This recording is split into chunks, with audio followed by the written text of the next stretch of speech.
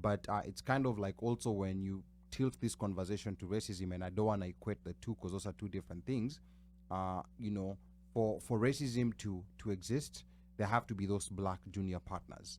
There have to be Kanye Wests and Candace Owens. They have to be there. Home guards. For home guards. They have to be there. And these are the people who are told, yes, these are the people who are told, oh, you guys are the nice ones.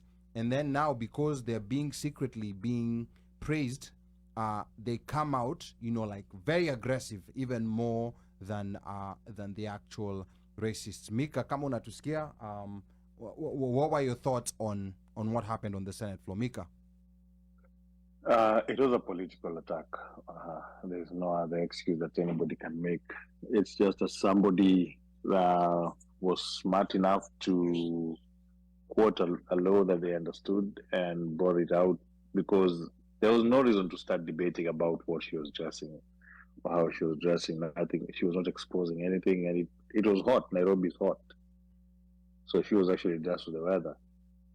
So it doesn't matter how much they try to spin it, how much they want to use the laws and the standing orders in parliament. It was a political attack. And it's so unfortunate that she has become like the scapegoat of this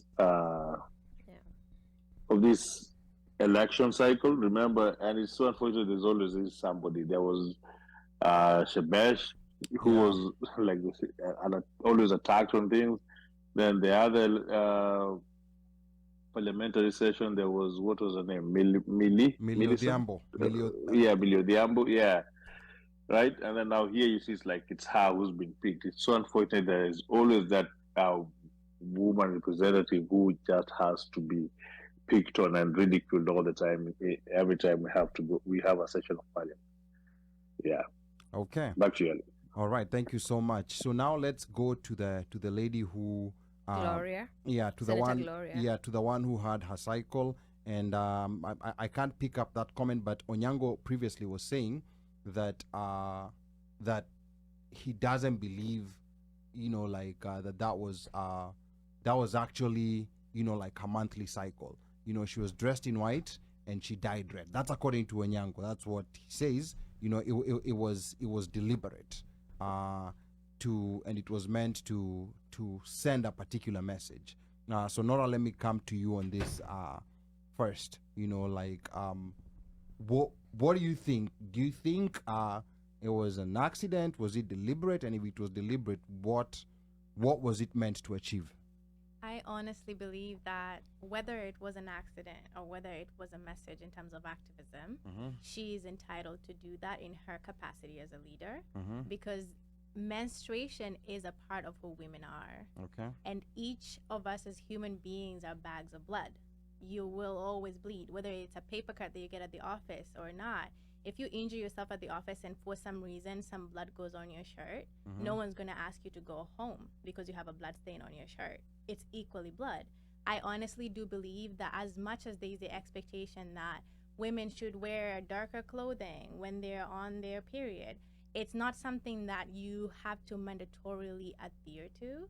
And even if she did go ahead and have that accident or not happen, I feel like regardless of it, it should never have even been a topic of discussion, especially being brought on by a fellow lady. She was way out of bounds, because I feel like that country has way more issues to address rather than actually castigate a woman about a period, whether she was having it or not. Because even in America, if you want to portray a sense of activism as a senator, as long as you are not harming anyone and you are not intruding on anybody's space, you can do that. And sure, she was wearing a white suit. If she had sat on a white chair instead, wearing black pants, would it have made it any different? She would still have blood on the chair. Yeah. And I remember there's a time a friend of mine was telling a story about how a lady came into his house and she bled on his white couch, and he was very irate about it because he was, it's blood and everybody hates blood. I just feel like as a country, we should have progressed way further in life in terms of how we view certain biological things that affect women. And this should never have been blown out to the point where it did, and she should never have been asked to leave.